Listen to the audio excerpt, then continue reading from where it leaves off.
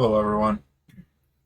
This is going to be a relatively short video because it just wants to talk about a couple of important differences here. We can have a number of different parts on under geometry on the parts level or the 3D CAD level. We can have many things. We could have random blocks. Just create a couple random things really fast here.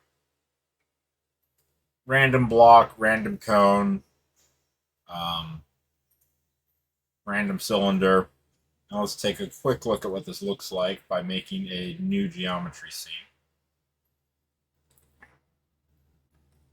Yeah. So we have our block, we have our cone, and we have our cylinder, which looks the same as our cone, incidentally, because the start radius is the same as the end radius. There we go.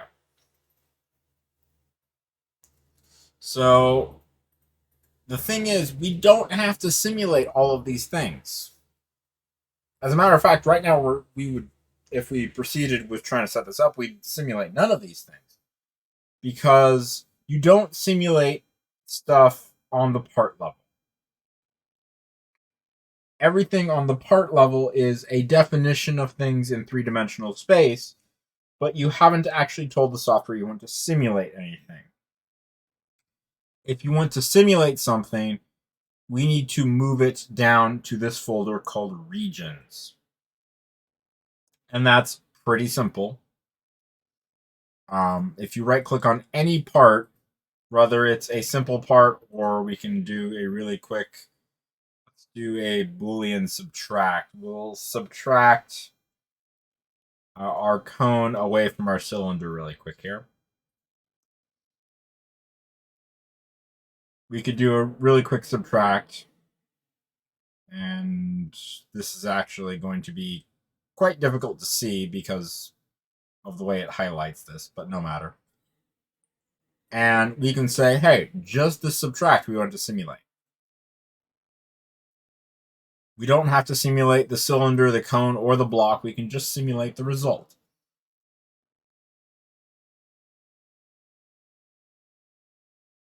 Actually, tell you what, let's add the block to the mix so this looks a little bit different.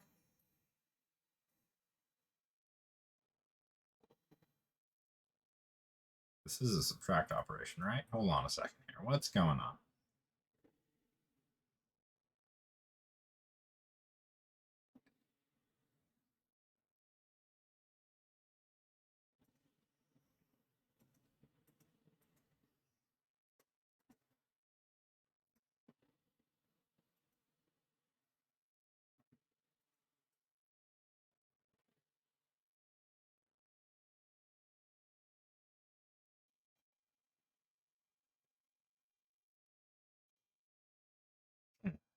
I'm a little bit curious why it's doing this. Let me try something slightly different. No, that is a subtract operation. Huh. Anyways, it looks funny, but I suspect it is actually what we're after. So we just really quickly here change this. So we're only looking at the, oh, yeah, it is indeed working. I don't know why it's highlighting in a really, or it was highlighting in a really weird way, but this operation did what I thought it did. But it's at this point in time going to simulate none of these things. Not going to simulate a cylindrically shaped region of flow. It's not going to simulate a conical region of flow, or a block shaped one, or even a whatever you call this shaped one. It's going to simulate nothing at all because we have nothing on the region level. If we want to simulate stuff on the region level, generally we set up a part that is exactly the way we want it. It's probably a combination of other parts. You've probably taken your object and cut it out of a block or a cylinder to form the air around the object. But we right click on whatever part we want to simulate and say set new region, or actually assign parts to region. And we'll get a pop-up that looks like this.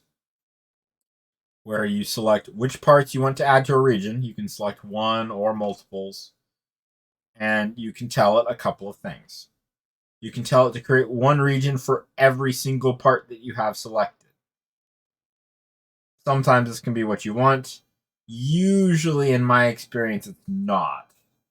Logically, you tend to have already set it up, so it's going to be you're going to have your separate regions or your separate parts where one part is one region. You're usually not going to combine them in my experience. So by kind of default, I tend to set this to create a region for each part.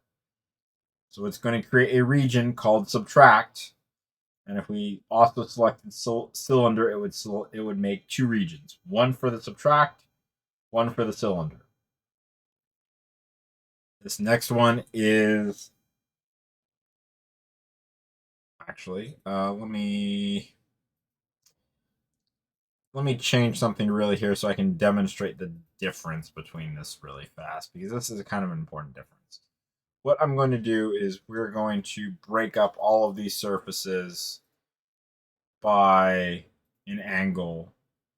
So we're going to have three surfaces for the cylinder, top, bottom, and the cylindrical face.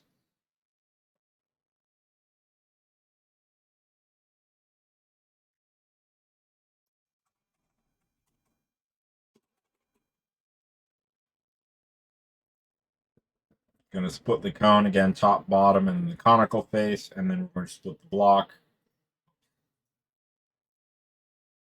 So we're going to have 6 faces for our block.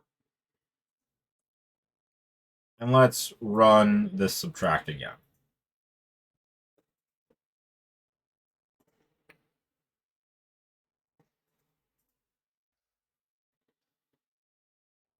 Okay. So if we try and take the subtract and assign it to a region, we could assign it right here with create a boundary for each part. We're going to do this right now, and you'll see the limitation of this pretty quickly. For our purposes, don't worry about these last two. Leave them as default. We'll get to those maybe in the future.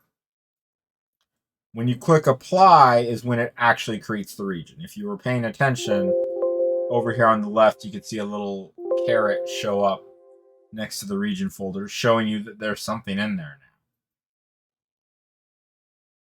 So if we open up region, we see a subtract region. Now, because we said create one boundary per part, it created one boundary.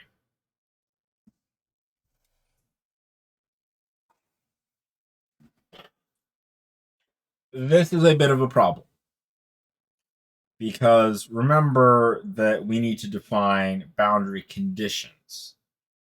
Well, if you only have one boundary, you can only set one boundary condition, and it's going to be the same across the entire boundary. That's probably not what we want.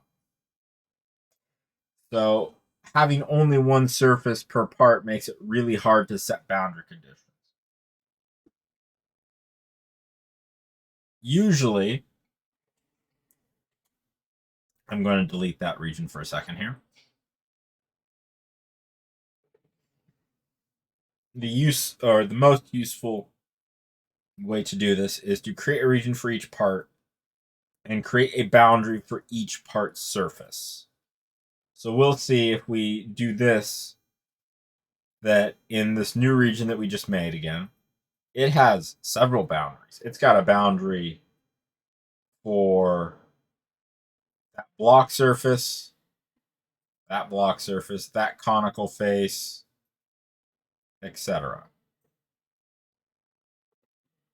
So actually, let's go ahead and look at exactly.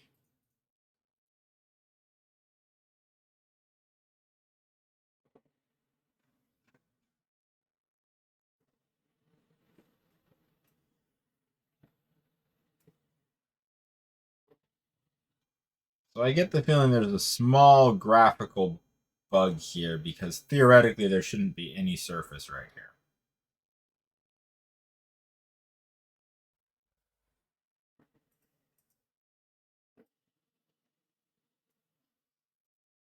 There we go. Yeah, it fixed itself. There's definitely some small graphical bugs going on. No matter. So we have these two faces, which are the surfaces that got created by subtracting this block away. We have this conical face that we got from subtracting the cone away. Then we have the outside cylindrical face and the bottom cylindrical face.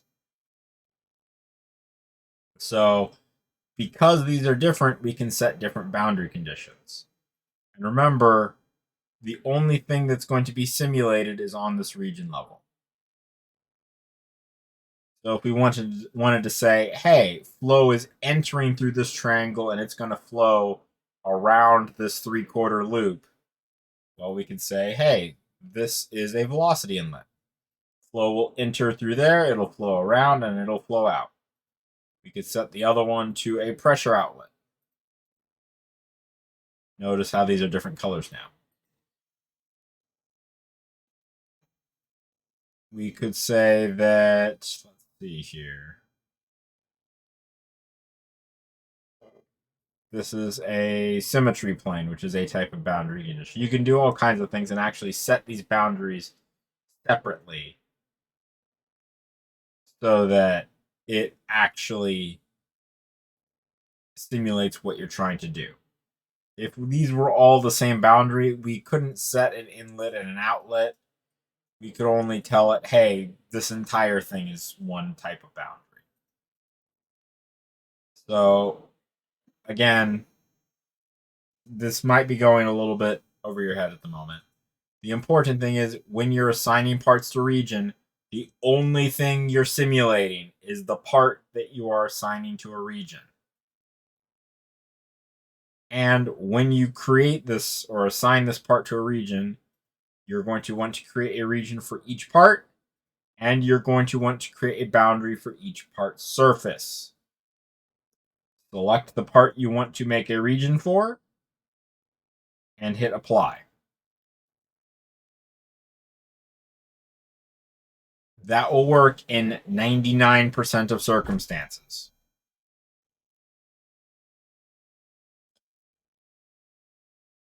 And in this case, what we'd simulate is this weird semi-annular shape that we've created.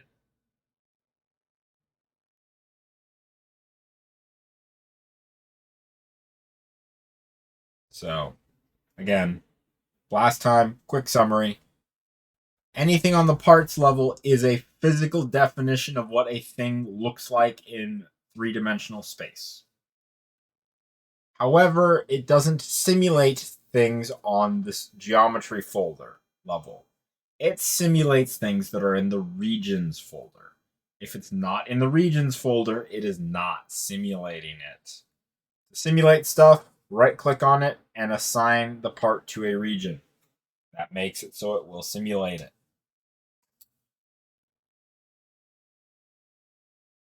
And with that said, we'll go ahead and leave that there. We're going to start in the very near future to talk about meshing, at which point we will be very close to starting our first basic simulation.